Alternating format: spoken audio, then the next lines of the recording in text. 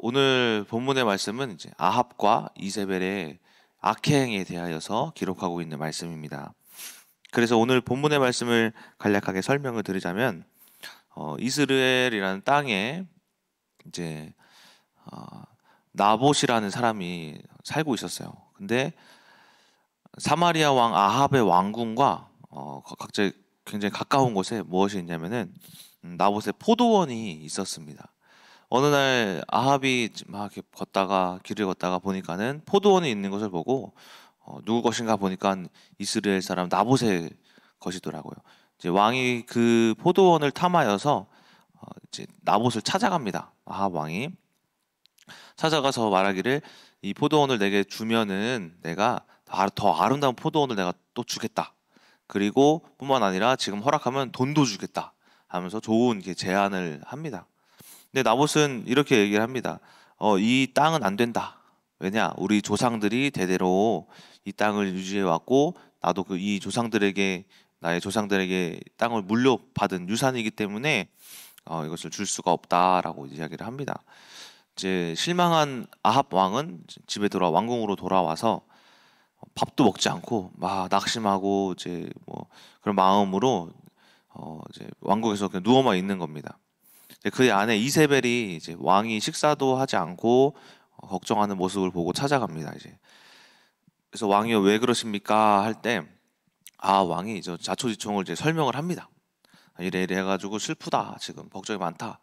이세벨은 그 말을 듣고, 왕이요, 걱정하지 마십시오. 내가 당신이 원하는 나봇의 포도원을 이제 얻게 해주겠다라고 이렇게 이야기를 합니다.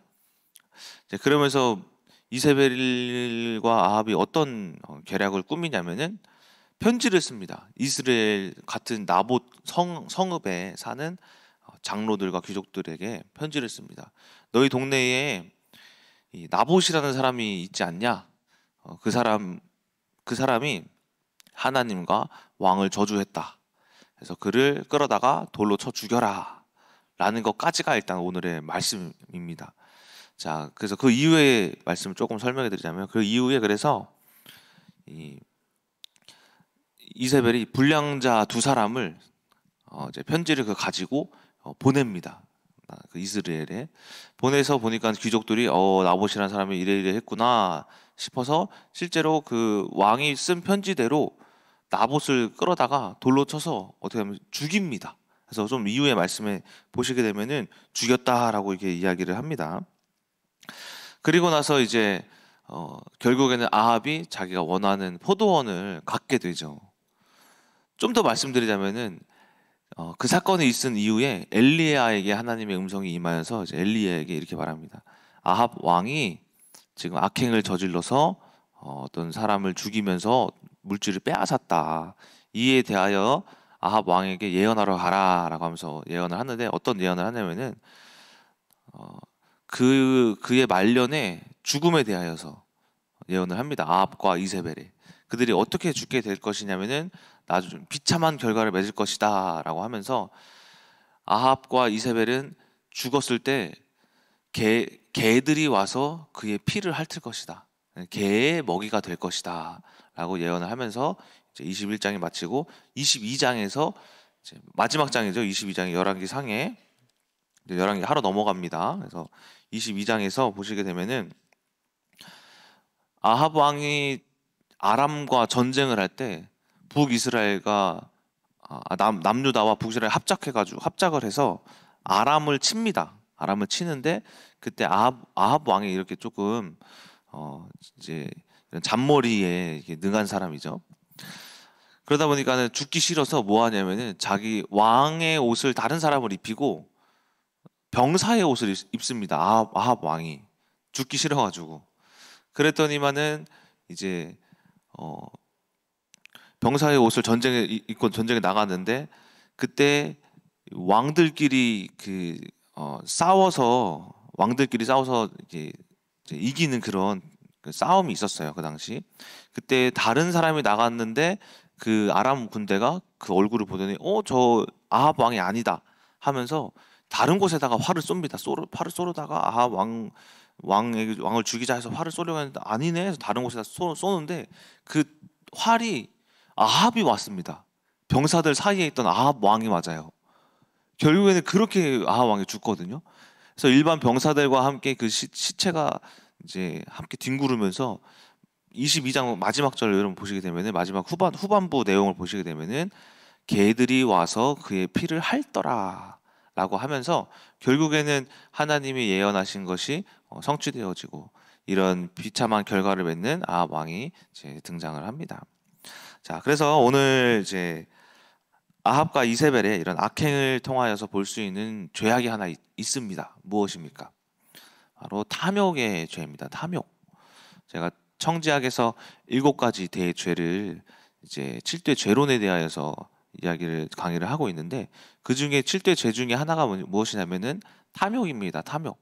그래서 오늘은 이 탐욕에 대하여서 조금 말씀을 드리고자 합니다. 먼저 죄라는 것에 대하여서 우리가 살펴볼 때 죄라는 것은 어떻게 시작이 될까요? 죄는 관계가 어긋날 때 시작이 됩니다.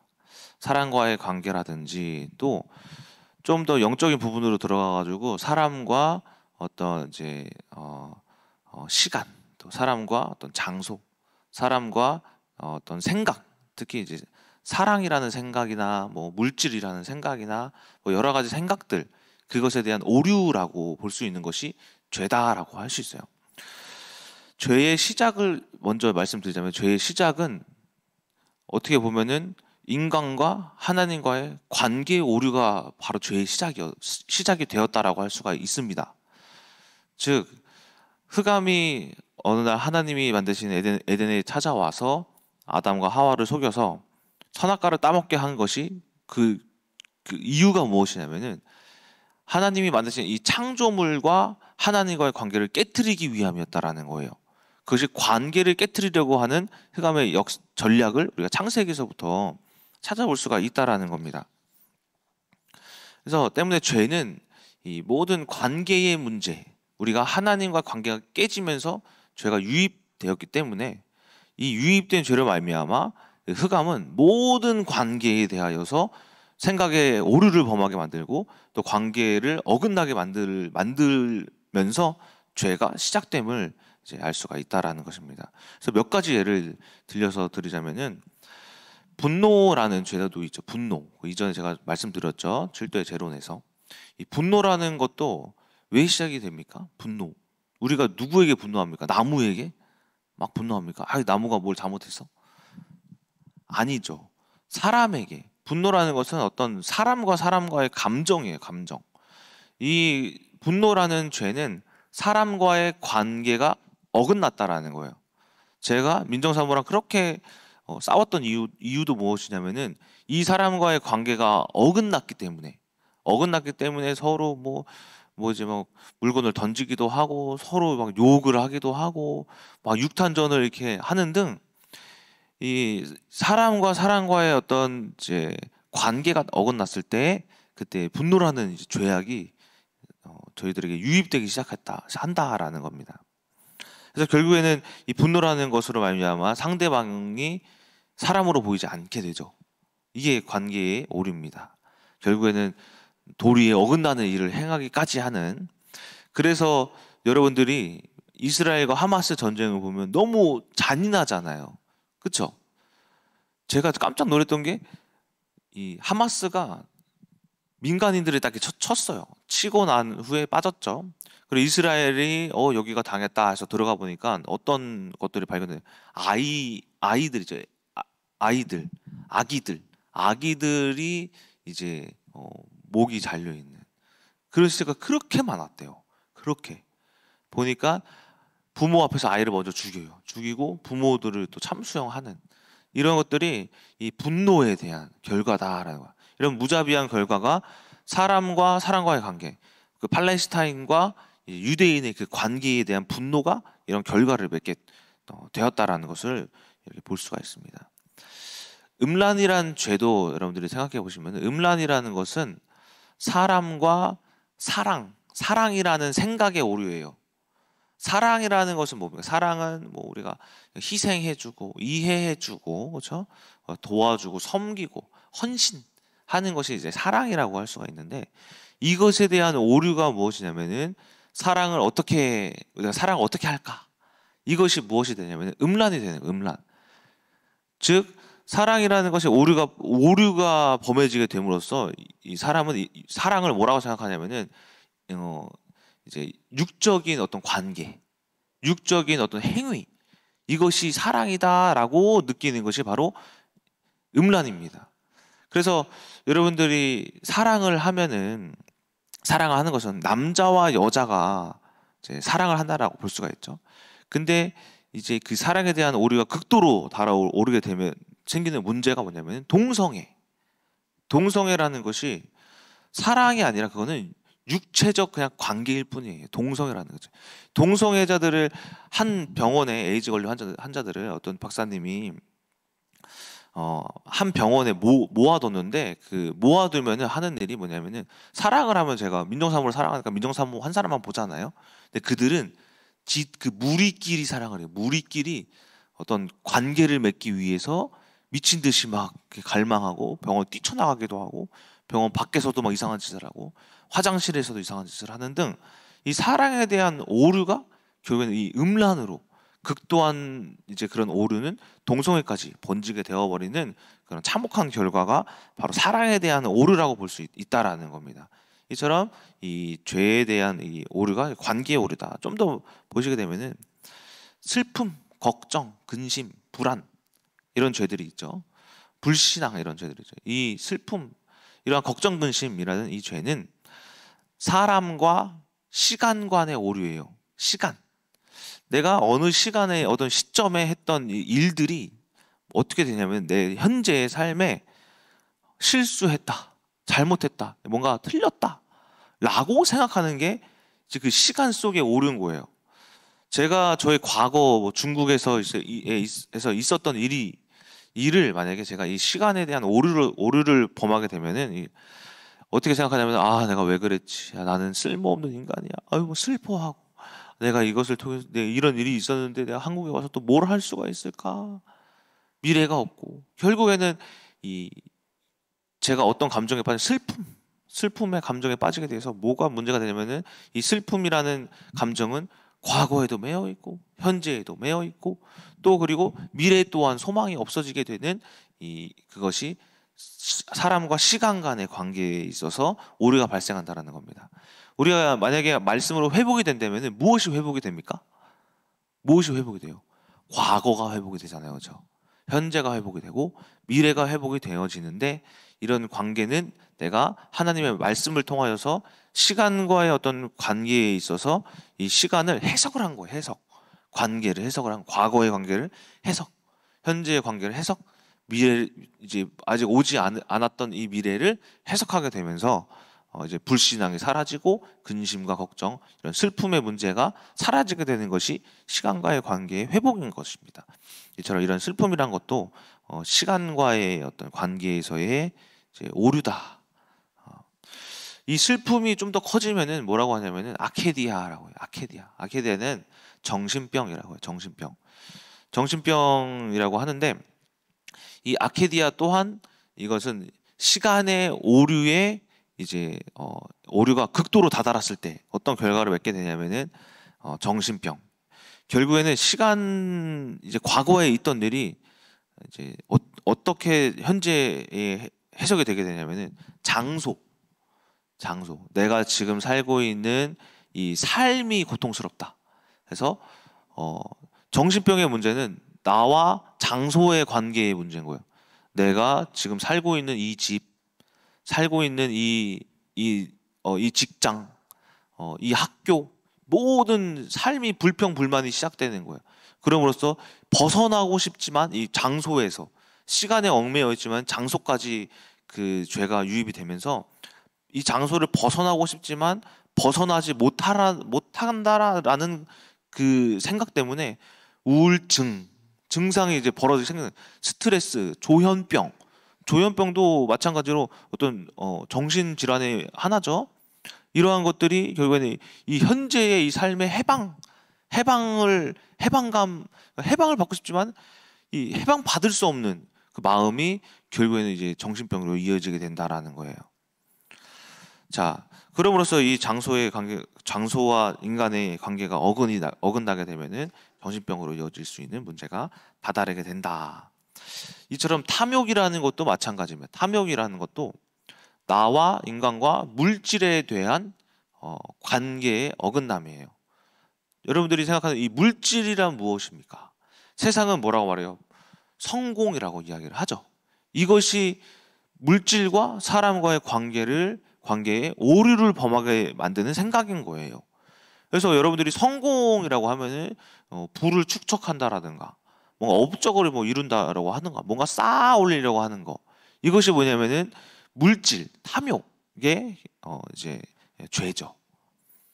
자, 하지만 물질이라는 것은 우리가 성경을 통해서 볼 수 있는 것은 무엇입니까? 하나님의 축복이라고 할 수 있고, 또 이 물질이라는 것은 성공이 아니라 하나님이 사용하시는 도구다라고도 이야기를 할 수 있는 게 성경에서 찾아볼 수 있는 물질의 의미입니다. 자, 우리가 예를 들어서 이제 하나님이 하시는 일을 봤을 때 모세라는 사람을 잠깐 보자면은, 이 모세가 구약에서 어쨌든 위대한 업적을 남겼죠. 출애굽이라는. 그런데 이 모세가 출애굽을 할 때 하나님이 엄청 막 큰 군대를 주셨습니까? 야, 너 내가 저기 뭐 북쪽에 5천만 명 준비해 놨으니까 얘네 데리고 애굽을 쳐라 했습니까? 그러지 않았어요. 아니면 내가 돈 엄청 어디다 산에다 묻어놨으니까 그거 찾아가가지고 뭐 좋은 거 사가지고 타고 가가지고 꼬셔라, 돈 주고 빼와라 했습니까? 아니라는 거예요. 하나님이 주시는 축복이 물질이지만은 어쨌든 이 물질로 인해서 우리가 물질로 뭔가를 할 수 있다, 물질로만이 뭔가 내 삶을 바꿀 수 있다, 내가 뭔가 되어진 것이다라는 오류가 바로 이제 탐욕으로 이어지게 되는 것이죠. 하나님이 모세를 쓰신 방법은 무엇이냐면, 하나님이 출애굽기 4장 말씀을 보시면 호렙산에서 모세를 떨기나무 앞에서 부르시죠. 그래서 막 여러 가지 말씀 하시다가 하시는 말씀이 너 가진 게 무엇이냐라고 해요. 모세가 대답하기를 지팡이입니다. 하나님이 그 지팡이를 가지고 뭘 하시냐면 뱀을 만들기도 하시고 뭐 여러 가지 이 기적을 막 행하시면서 그 이후에 하시는 말씀이 내가 그 지팡이로 기적을 행하리다. 아무것도 보잘것없는 그 지팡이 가지고. 그러니까 우리가 물질이 있어야만이 뭘 할 수 있는 것이 아니고, 우리가 물질이 많다고 해가지고 큰 일을 하는 것도 아니고, 없다고 해가지고 어떠한 일을 못한다라는 것도 아니다라는 거예요.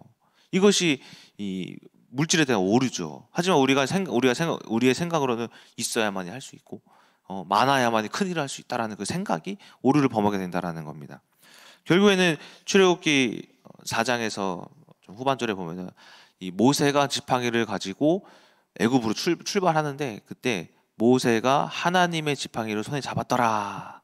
즉 우리가 현재 가지고 있는 것 그 자체, 가지고 있는 것 그 뭐 조그만한 뭐 얼마 되지 않는 돈이면은 그 돈을 가지고, 얼마 되지 않는 뭐 집이면 그 집을 가지고, 얼마나 되지 않는 뭐 물건이면 그 물건을 가지고,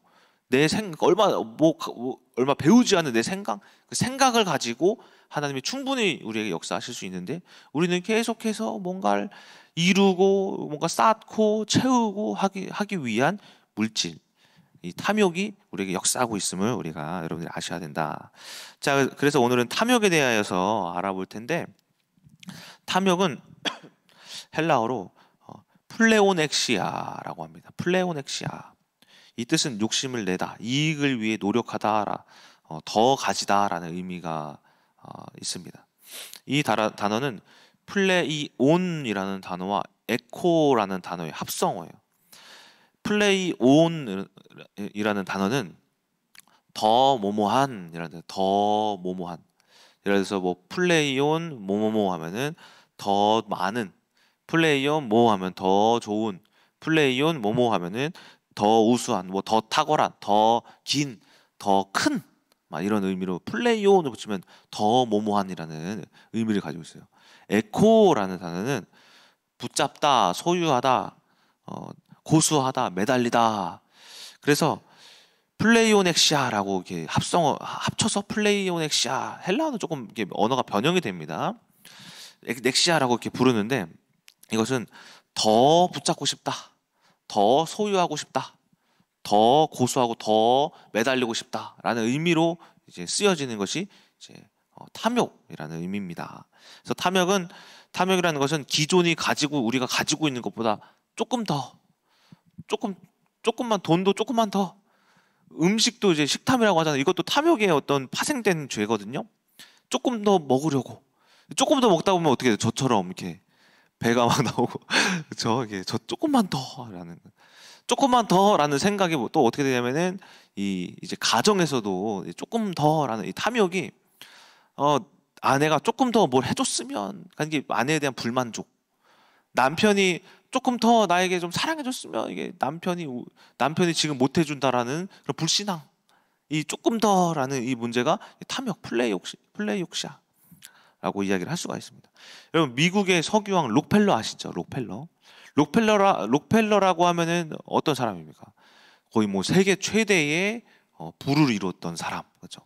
근데 이 사람은 여러분들이 이제 아시다시피 어려서부터 어머니에게 신앙과 이제 11조에 대한 것을 이렇게 배우게 되면서 결국에는 이 믿음으로 말미암아 큰 부를 축적한 이런 신앙의 기독교인들의 롤모델로 여겨지고 있습니다. 근데 이 록펠러도 탐욕이라는 이 생각에 지배됐을 때가 있었어요. 어느 날 이제 록펠러가 이제 석유 사업을 하면서 크게 이제 번창하고 재산을 많이 모았을 때 이 단 세 마디로 전 세계 사람들에게 실망감을 줬어요. 자, 무슨 일이냐? 어느 날 록펠러에게 한 기자가 찾아와요. 기자가 찾아오면서 여러 가지 막 인터뷰를 하면서 이런 질문을 합니다.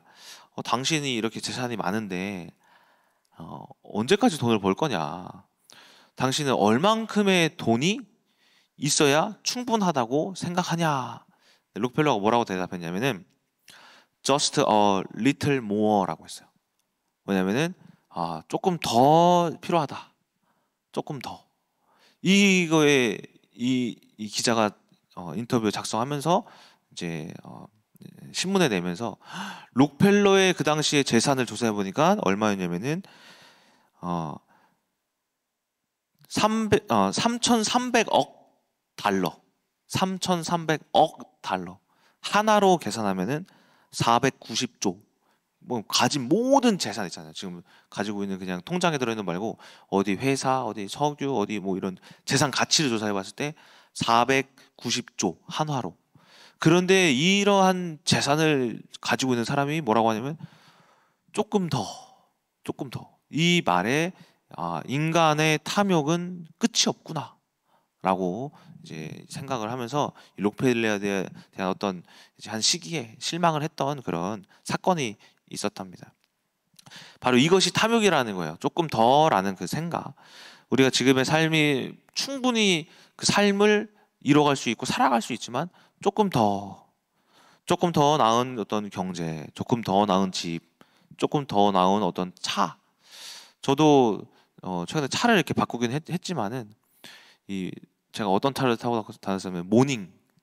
근데 모닝을 타고 다니니까는 여러분 모닝 타시는 분들 아실 거예요. 다른 차들이 막 신호가 이제 초록불이 떴는데 뒤에서 빵 거려요. 빨리 가라고.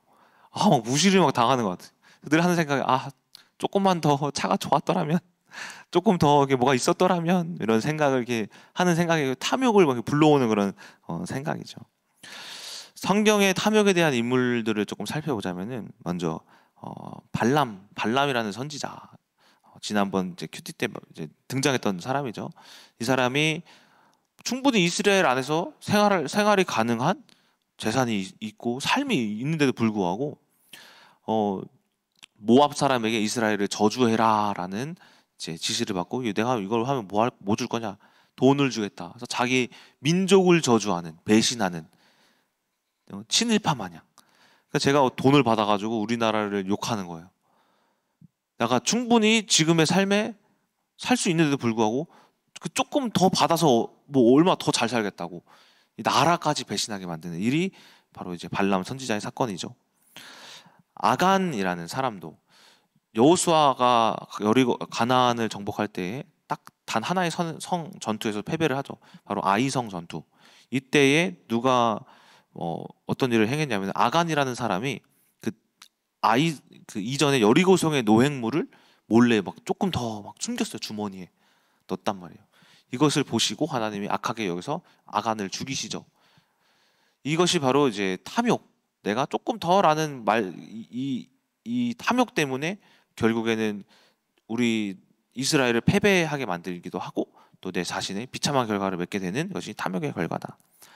오늘 아합 왕도 이 탐욕의 결과라고도 이야기할 수가 있고, 엘리사 때의 엘리사의 사환 게하시라는 사람도 돈에 눈이 멀어가지고 돈에 따라갔다가 나병에 걸리는 문제를 만나기도 하고, 예수님을 팔아버린 가룟 유다, 은화 30냥에 예수님을 팔아버리죠.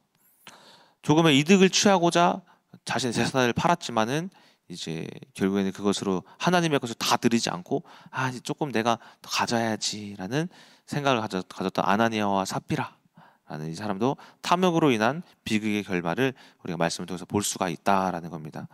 이 탐욕의 대표적인 문제는 세 가지입니다. 좀 간단하게 말씀을 드리자면, 첫 번째, 만족을 모른다. 만족을, 지금의 삶에 만족을 하지 않는 거예요. 내가 충분히 자녀가 있고 경제적으로 돈을 벌 수가 있는, 이제 내가 공과금을 낼 수 있고 월세를 낼 수 있는 충분한 어느 정도의 경제력이 있음에도 불구하고 조금 더 내가 더 나은 삶을 살기 위해서 더 나은 삶을 살면 어떻게 하시려고 조금 더 탐욕을 이렇게 생각하는 걸까요? 그러니까 만족함이 없기 때문에 이러한 결과가 따른다라는 겁니다. 만족함. 조금 더라는 이 생각, 만족을 모르는 사람들은 감사를 잃어버리게 되고 또 기쁨을 잃어버리게 되고 그리고 행복을 잃어버리게 되죠. 제가 조이와 민정사모와 저와 이렇게 셋이 이렇게 살고 있는데 조금 더 뭔가를 내가 더 조이에게 잘해주고 싶다라는 이 탐욕의 결과가 결국에는 오히려 가정의 문제를 만드는, 소홀히 하게 만드는 이러한 문제가 발생하고 있듯이, 탐욕이라는 결과는 만족에 대한 문제를 일으킨다. 두 번째는 악을 양산한다. 탐욕의 결과가 죄입니다. 죄가 특히 범죄 행위, 조금 더라는 내가 채우고 싶은 이 욕망이 뭘 만들어내면 범죄, 은행털이라든가, 우리나라에서는 잘 발생하지 않지만은 이 사기라든가 보이스피싱 이런 것들도 어쨌든 사람들을 속이면서 사기치는 행위잖아요. 내가 그 사람 사기쳐서 얼마나 더 받으려고, 얼마나 더 벌라고 사람을 속이면서까지. 또한 거짓말, 위증, 그리고 또 폭력까지 이르게 되는 것이 이 탐욕의 결과다라는 겁니다. 세 번째, 우상이 된다. 우상. 마태복음 6장 24절에 예수님이 이런 말씀을 하십니다. 한 사람이 두 주인을 섬기지 못할 것이니 혹 이를 미워하고 저를 사랑하거나 혹 이를 중히 여기고 저를 경히 여김이라. 너희가 하나님과 재물을 겸하여 섬기지 못하느니라.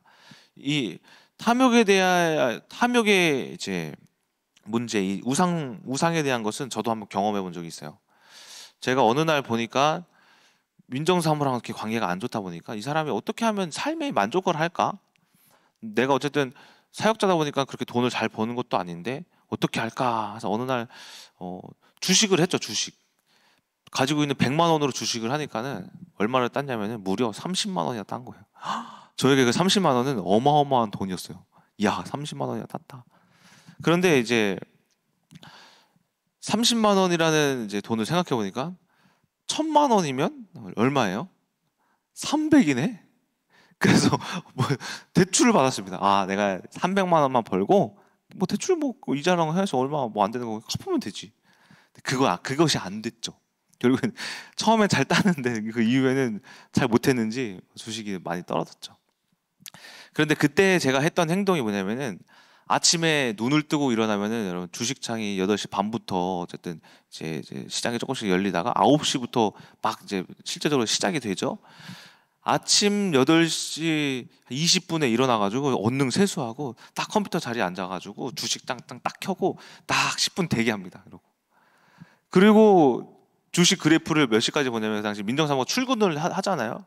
이제 그때 민정사모가 아마 운전을 해서 출근을 그때 했을 텐데, 그때 민정사모가 가면은 제가 돌아올 때까지 3시 반까지 그 책상 머리에 앉아서 뭐만 하고 그냥 주식만 보고 있는 거예요. 그리고 그게 끝나면은 그제서야 이제 뭐 하냐면은 성경 보고 설교 준비하고 그 짓을 한 두세 달 가량을 했어요. 근데 제가 하나님이 뭘 말씀해 주냐면 네가 이것이 너의 삶이 아니다. 이걸 알려주신 것 같아요. 그때 그렇게 열심히 했는데도 한 푼도 못 땄어요. 오히려 마이너스가 됐다면 마이너스가 되지 한 푼도 못 땄어요.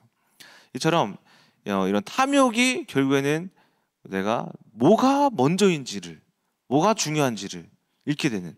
나중에 제가 뭐까지 손댔냐면 미국 주식. 미국은 시차가 어떻게 됩니까? 밤에 시작해요. 11시, 10시 반. 미국 여름에는 좀 일찍 시작하고 겨울에는 좀 늦게 시작하는데 밤에 하다 보니까 제가 또 뭐 하냐면 여기서 한국은 안 되겠다. 한국은 너무 짜다. 미국 주식 보니까 몇 퍼씩 오르면 1000%, 막 800% 안 돼. 여기다. 여기다 해서 100만 원에서 800% 얼마예요?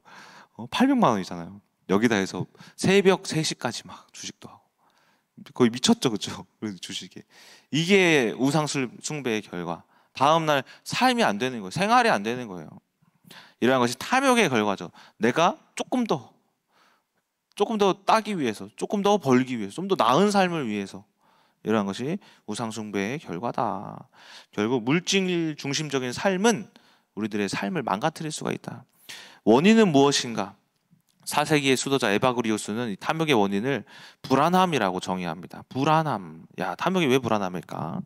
간단하게 보자면 인간은 현재의 삶의 불안함이 엄습할 때 지금의 삶 속에서 그 문제를 찾는다. 그것이 뭐냐면은 부족하다라고 느끼는 생각이다. 때문에 그 불안함을 해소할 무언가를 찾는데 그것이 탐욕으로 이어진다. 왜 여러분들 부자들이 아니면 돈을 많이 버는 사람들이 왜 계속해서 돈을 계속 벌려고 하고 아까 말씀드렸던 록펠러도 왜 조금 더라는 생각을 했을까? 지금 이 삶이 아직 불안하다라는 거예요. 그러니까 마음속에 뭐가 있냐면 공허함이 있다라는 거예요. 그런데 인간은 이 공허함을 뭘로 채우게 되냐면 내 주변의 것들, 이 물질이라든가 좋은 차면 내 마음을 채울 수 있을까? 좋은 집이면, 좋은 어떤 물건이면, 비싼 가방이면, 팔찌면, 반지면, 뭐 이런 것들이면 채워질 수 있을까?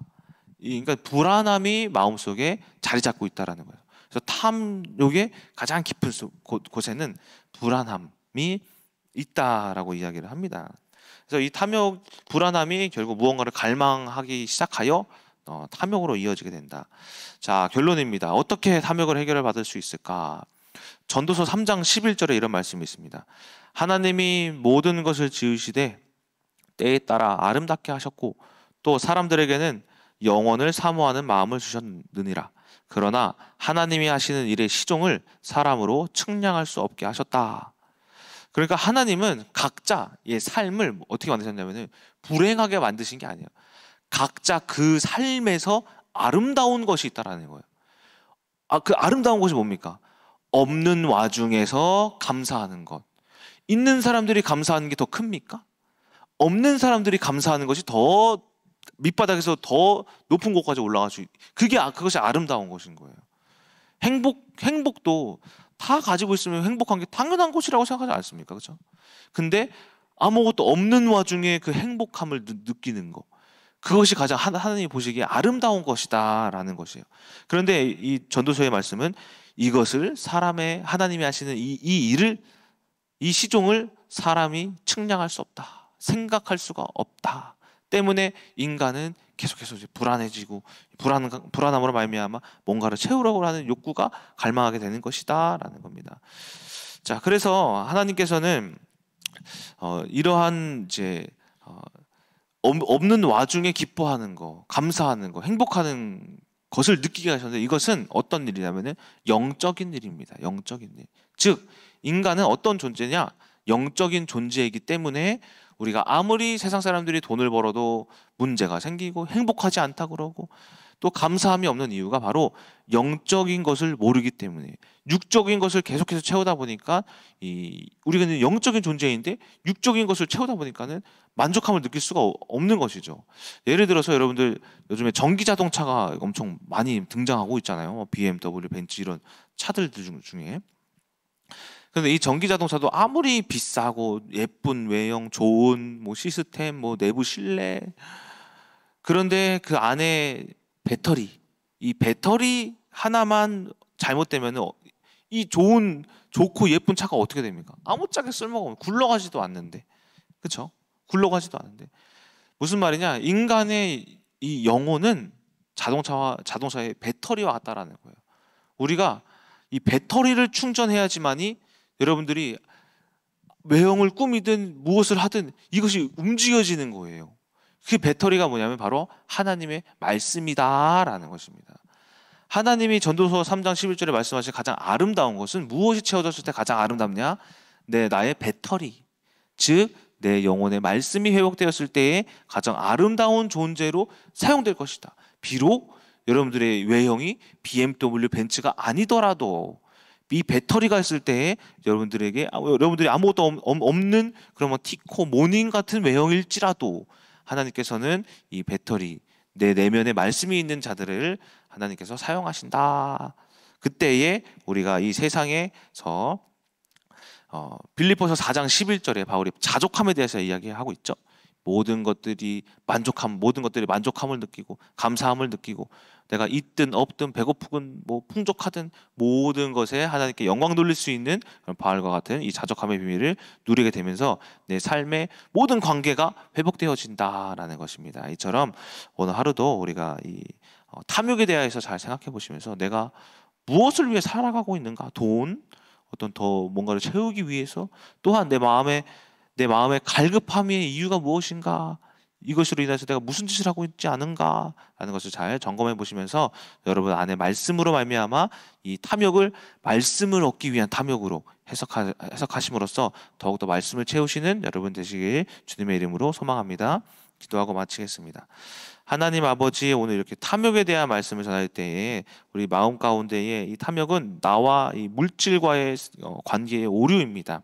우리가 이 관계를 잘 생각함으로써 이 물질을 하나님의 축복이자 하나님이 쓰신 도구이지만 우리가 없음에도 우리가 하나님께 쓰임받지 않는다라는 생각보다는 우리가 없음에도 불구하고 하나님께 영광 돌리는 것이 더욱더 아름다운 것임을 잘 기억하면서 우리가 지금 이 현재 삶에 만족하여 하나님께 영광 돌릴 수 있는 우리 큰나무교회 성도님들 되게 하여 주시옵소서. 살아계신 예수 그리스도의 이름으로 기도드렸습니다. 아멘.